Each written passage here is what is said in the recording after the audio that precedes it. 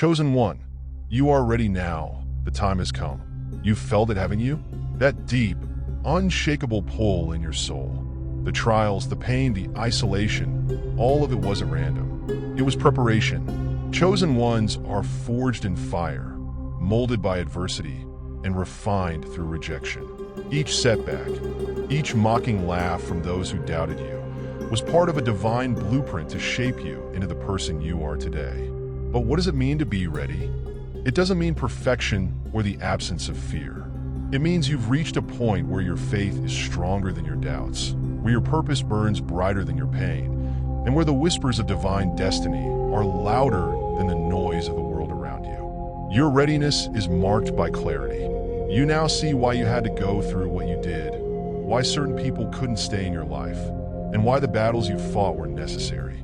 You understand that being chosen means carrying a higher responsibility, not for recognition, but to fulfill a calling greater than yourself. Now let's delve deeper. What signs have you experienced that confirm you're ready? Have you noticed doors opening, unexpected confirmations of your purpose, or an inner peace that defies your circumstances? The readiness of a chosen one is revealed in the subtle yet profound shifts in their spirit. Let's explore further. How do chosen ones embrace their readiness when the world still seems against them? How do they step into their role fully while carrying the scars of their journey? Stepping into your role as a chosen one is not about waiting for everything around you to be perfect. It's about recognizing that the imperfection itself is part of the mission. You're ready not because the world has changed, but because you have changed. The ridicule, the rejection, and even the silence from those you once sought validation from were tools to teach you resilience, discernment, and unwavering faith. Have you noticed how your perspective has shifted?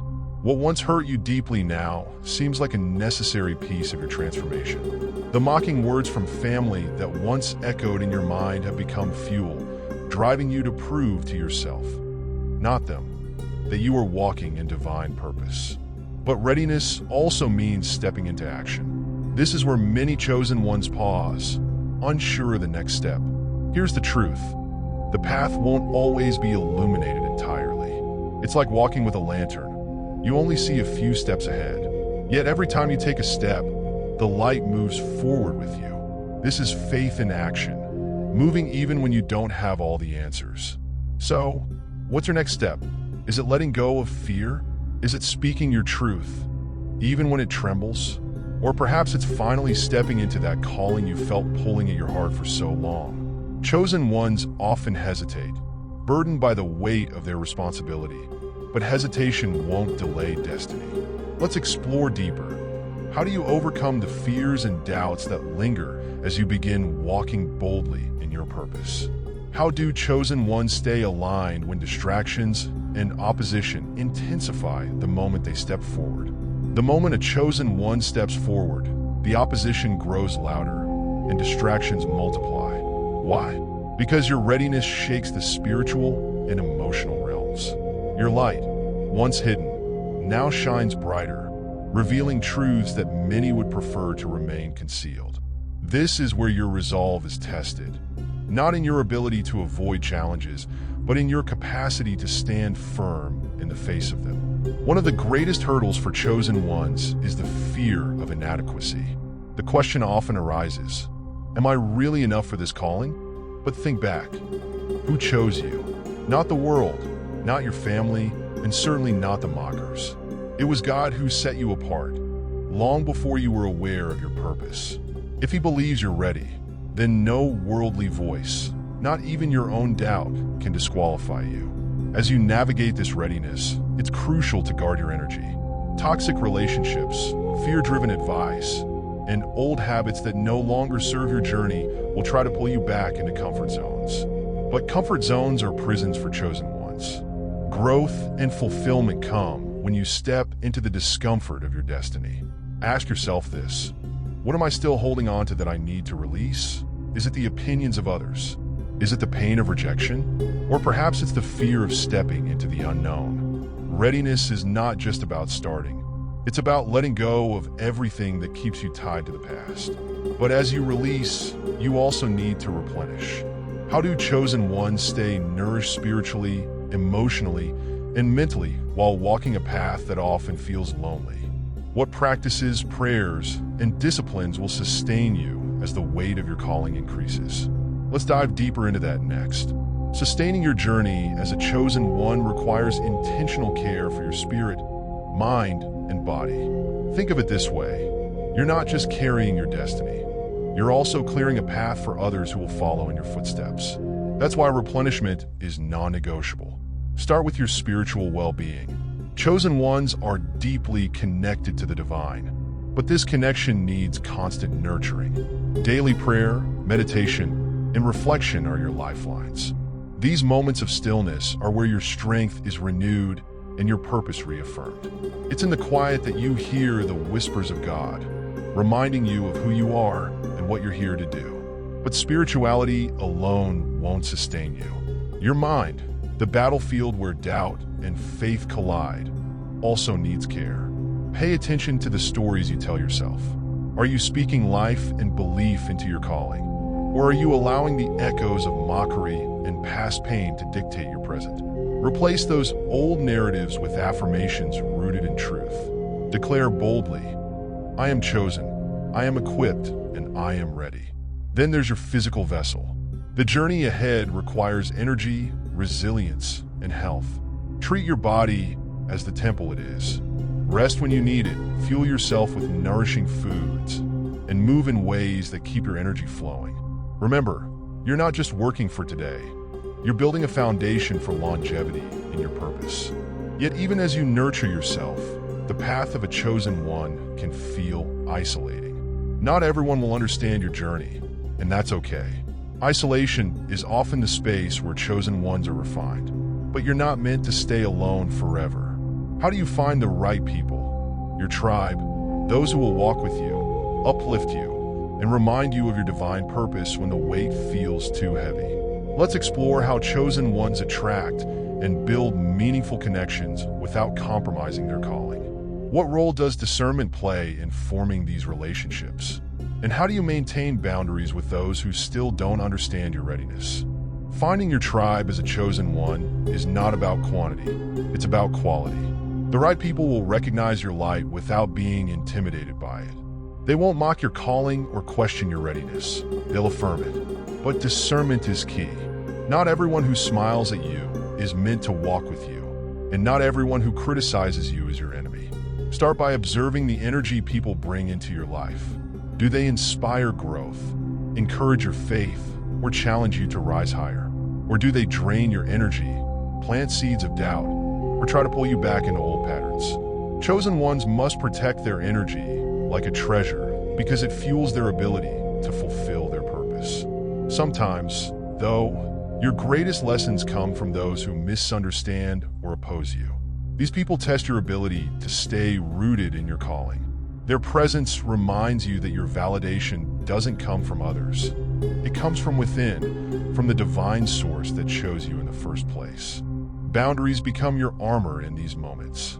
They're not walls to shut people out, but gates to let the right ones in. Establishing boundaries might mean limiting conversations with those who mock your journey, avoiding environments that stifle your growth, or learning to say no to things that don't align with your purpose.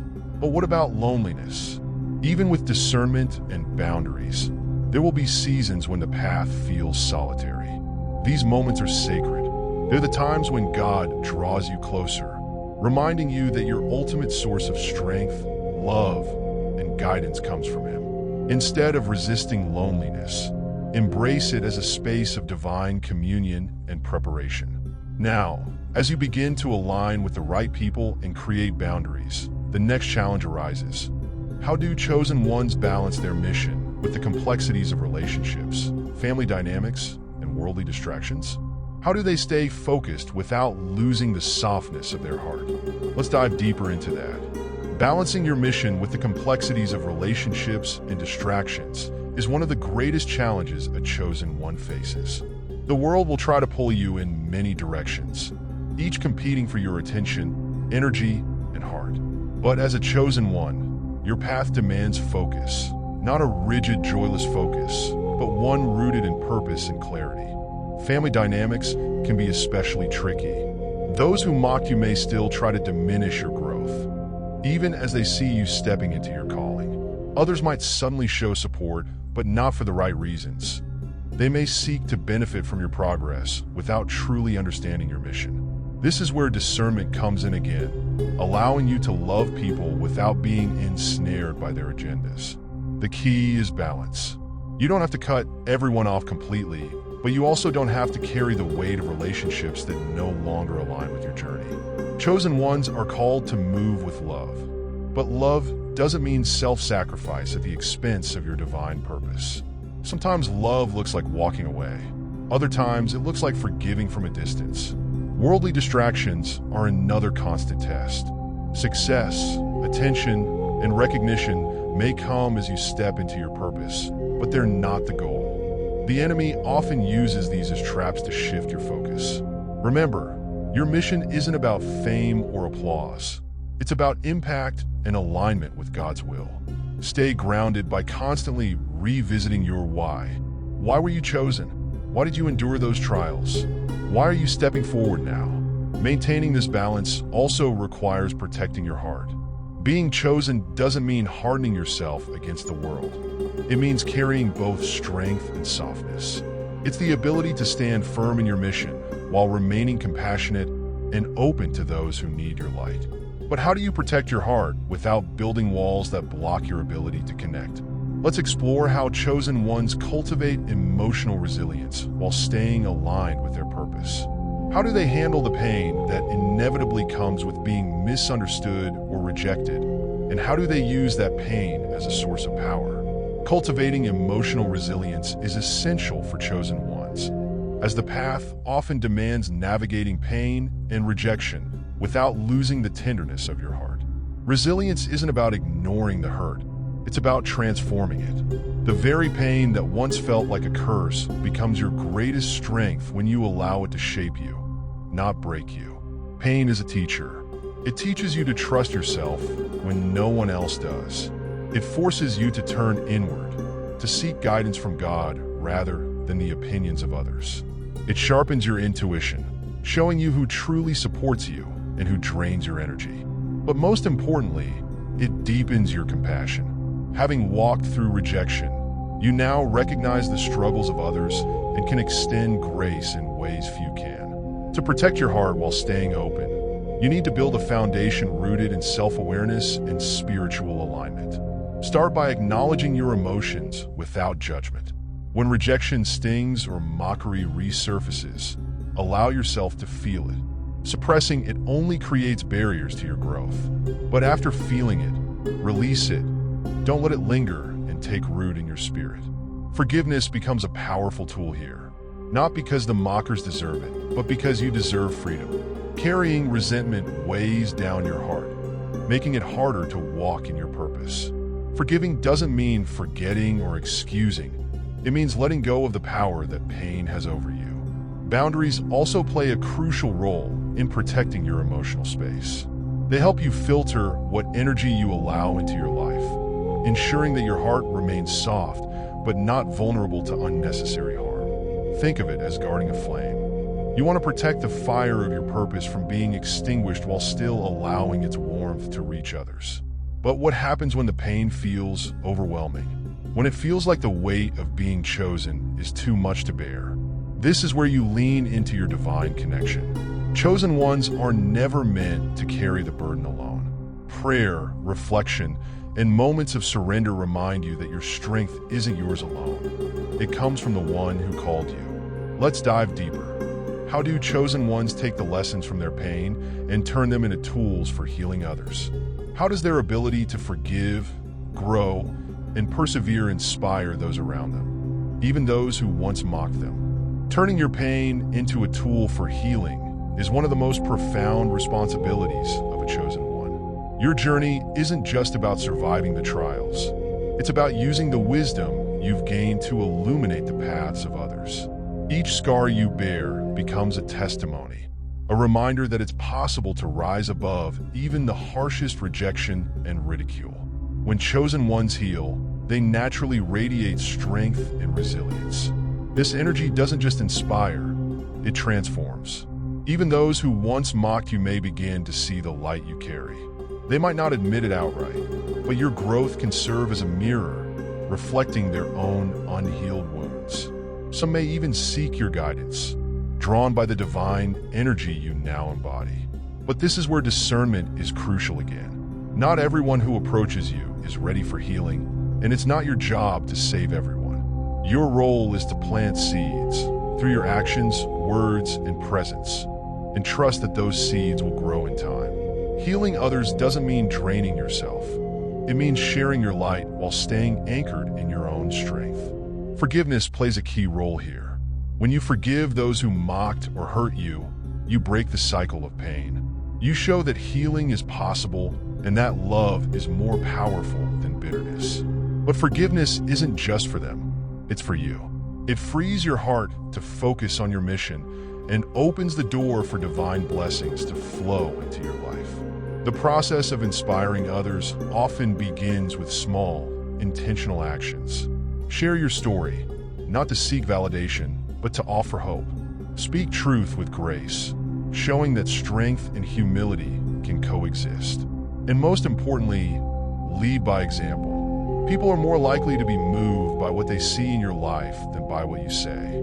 As you inspire others, the question arises, how do chosen ones balance their calling to help others with the need to protect their energy and stay focused on their own growth? How do they avoid being drained by those who take without giving, while still serving with love and purpose? Let's explore how chosen ones establish this balance and continue to grow in their light. Balancing the call to serve others with the need for self-preservation is the ultimate mastery for chosen ones. To truly fulfill your purpose, you must recognize that your energy is sacred, a resource meant to be shared wisely, not squandered. This is not selfishness, it's stewardship. You can only pour into others when your own cup is full. Establishing this balance starts with knowing your limits. Pay attention to the signs of emotional, spiritual, or physical depletion. Rest is not a weakness, it's a divine strategy. Even Jesus withdrew from crowds to pray and recharge. In the same way, chosen ones must prioritize solitude and communion with God to maintain their strength. When serving others, it's important to distinguish between those who are ready to receive your light and those who are merely drawn to it without understanding its value. Give freely, but not at the cost of your own well-being. You are not called to save everyone, only those God has placed in your path for this season. Trust your intuition to guide you in discerning the difference. Growth remains a lifelong journey for chosen ones. Even as you inspire and uplift others, continue seeking your own evolution. Surround yourself with people who challenge you to rise higher, who remind you of your divine purpose, and who pour into you as much as you pour into them.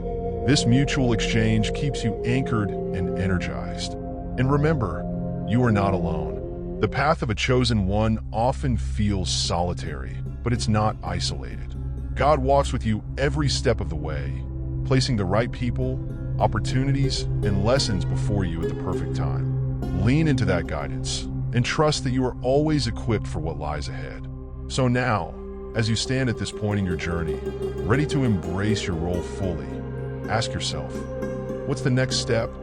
Whether it's taking a leap of faith, forgiving those who mocked you, or sharing your story with the world, know that you are ready. You've been prepared for this moment. The trials, the pain, the rejection, they were not the end of your story. They were the beginning. You are chosen. You are called. You are ready.